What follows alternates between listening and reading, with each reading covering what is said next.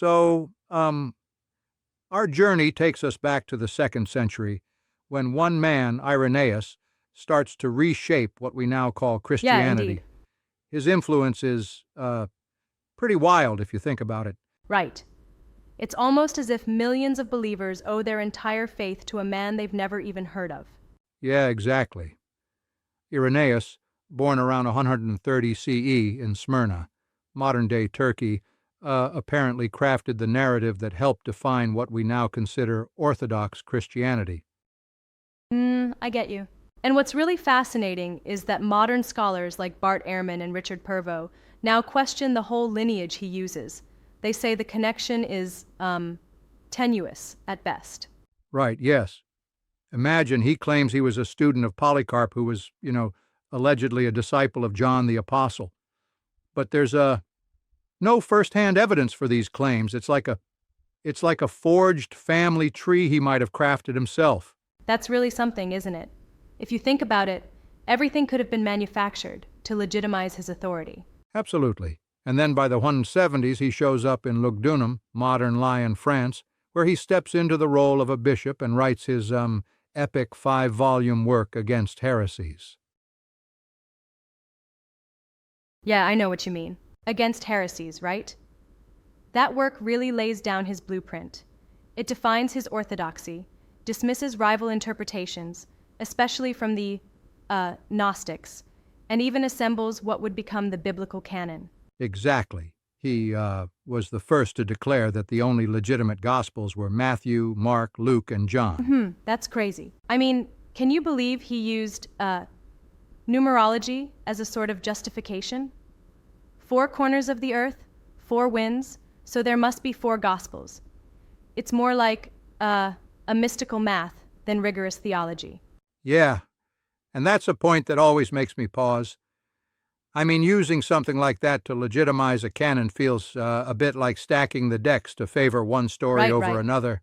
But here's something that really gets me.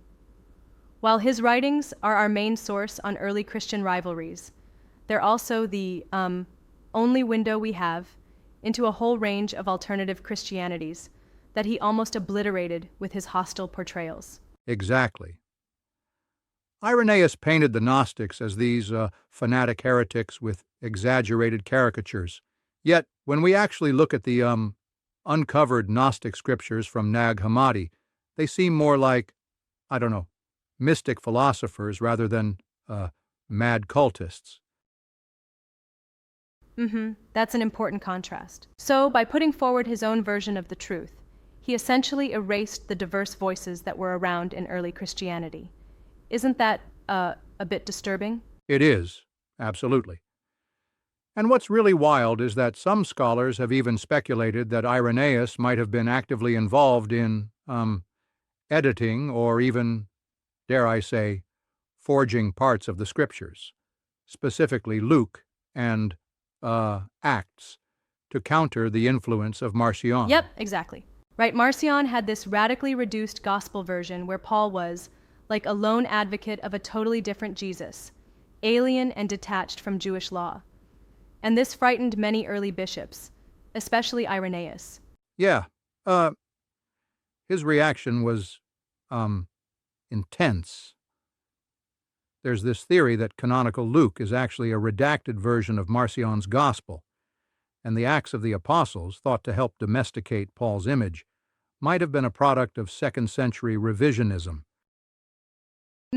It's almost like script doctoring. So what we're looking at is potentially a very deliberate crafting, a reshaping, if you will, of Christianity itself. Exactly. If Irenaeus built the house of orthodoxy, then what if its foundation is built on fiction? Was Christianity, as we know it, really shaped more by this man's agenda than by the authentic teachings of Jesus or the very early apostles? That's a provocative thought. Now, here's where I kind of respectfully challenge your view a bit. While the idea of Irenaeus as a sort of script doctor is compelling, isn't it a bit too convenient to assume he, on his own, completely forged the canon? Couldn't it be that he was also working with established traditions that had been around, even if in a messy form? That's a fair point. I mean, definitely the early church had many voices and traditions, and Irenaeus was part of a broader struggle to impose unity. But we can't ignore that he decisively singled out his own vision, his version of orthodoxy, and actively marginalized opposing views. Agreed. And this, in essence, might have been the starting point of establishing an institutional church. One voice, rather than a chorus of diverse belief systems. Exactly. And that leads us to his intellectual legacy. His followers, later figures like Hippolytus, Tertullian, and even Origen, took up his cause. This proto-Orthodox pipeline eventually became the institutional Right, that's church quite we the lineage. recognize today. But what really gets me is how his actions have such long-lasting effects. I mean, even today, the biblical canon is unchallenged, mostly because of decisions made back then. It makes you wonder about the nature of historical truth, doesn't it? For sure. It's like when you cast a stone into a pond, the ripples extend far beyond what you expected. Irenaeus's decisions and his narrative framing have shaped centuries of thought and belief. Definitely. And let's not forget his role was not just limited to doctrinal debates. He also set the stage by creating boundaries. Boundaries that defined who was inside and who was outside of the Christian fold. True. And the use of charged language to dismiss rival sects like the Gnostics paints a vivid picture of the intense internal conflicts during that era. It's like he deliberately caricatured his opponents to make his own position seem more rational and necessary. Right, I see that. It's almost theatrical. Imagine rewriting history with such bold strokes. This selective presentation of history, using works like Against Heresies as the primary lens, really makes us question the reliability of what we think of as canonical. Absolutely. And what's fascinating is that so much of what we know about early Christian diversity comes solely through his hostile perspective. It's as if he controlled the narrative.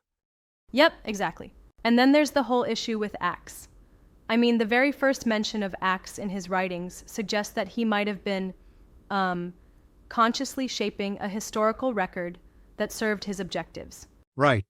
It's like he's editing history in real time to, counter any threats like Marcion's reinterpretations. It's eerily modern when you think about it, like a spin doctor in a political campaign.